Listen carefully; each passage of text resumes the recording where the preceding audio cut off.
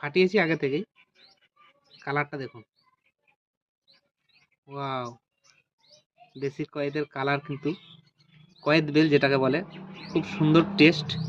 এটা বেশি কিছু লাগে না, এটা একটু লবণ, একটু সরষার তেল দিলেই কিন্তু এটা খুব সুন্দর একটা টেস্টফুল খাবার। খাওয়া দাওয়ার পরে ১ চামচ করে খুবই টেস্টফুল খাবার। তো এই কয়েদ খেতে কাদের ভালো লাগে অবশ্যই কমেন্ট করবেন। আর আমার ভিডিওর সঙ্গে থাকুন, এটাকে কিভাবে বানাচ্ছি দেখুন। তো এখানে আপনাদেরকে দেখিয়েছি যে এখানে লবণ আর তেল কিন্তু আগে থেকেই দেওয়া আছে। এবার আমরা বেলটা চামচে করে এই পুরো অংশটাকে ছাড়িয়ে নেব। এটা কিন্তু টোটালটাই খাওয়া হয়।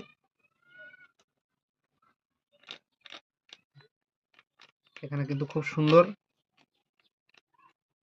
এই যে নরম অংশগুলো, এগুলো চামচের মাধ্যমে ভালো করে ছাড়িয়ে নেব। এটা কত সুন্দর পরিষ্কার হয়ে গেছে।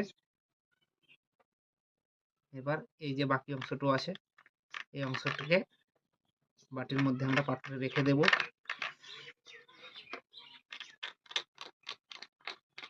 এটা এত সুন্দর পেকেছে, এখানে এই যে আমি পরিষ্কার করছি, এখানে বোঝা যাচ্ছে একবারে মোলায়েম নরম। একটু টান দিলে এটা কিন্তু খুব সুন্দর সহজেই পরিষ্কার হয়ে গেল। এই দেখুন, কিচ্ছু নেই।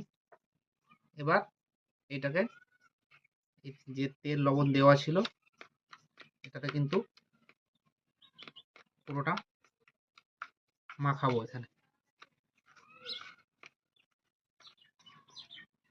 এখানে অনেক কিছুই দেওয়া হয়, কিন্তু এটা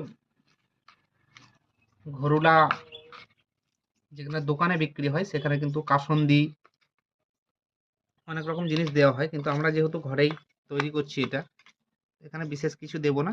পরিমাণ মতো ঝাল একটু দিলে ভালো লাগে। আর যদি বাড়িতে কাউরি লেবু থাকে তো অবশ্যই দেবেন, টেস্টটা একটু ভালো হয়।